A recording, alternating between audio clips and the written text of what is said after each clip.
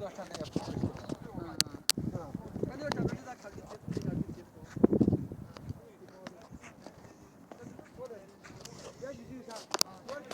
জায়গায় মুসল্লিয়ানে কেরাম নামাজ পড়তেছেন।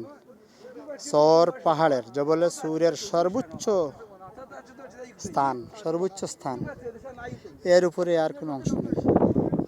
এই স্থানে মুসল্লিয়ানে কেরাম নামাজ পড়তেছেন, দোয়া করতেছেন।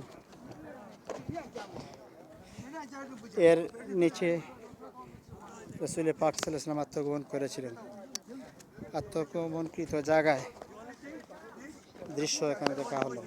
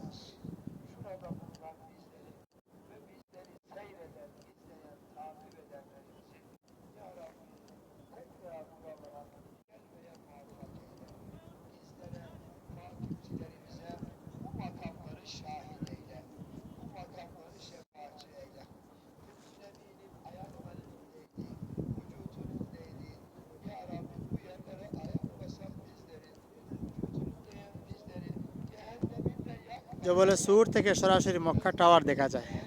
কাবা শরীফের পার্শ্বে মক্কা টাওয়ার উপস্থিত। সেই মক্কা টাওয়ারটিতে যে গড়ি আছে সেটি একদম দৃশ্যমান।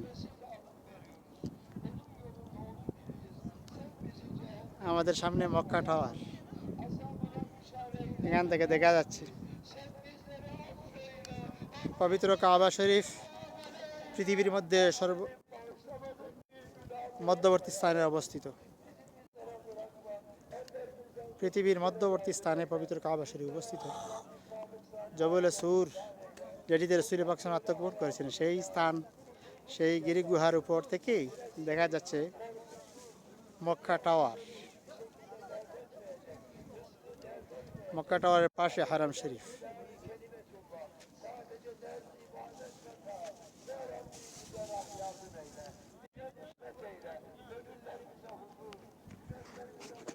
আসসালামু আলাইকুম।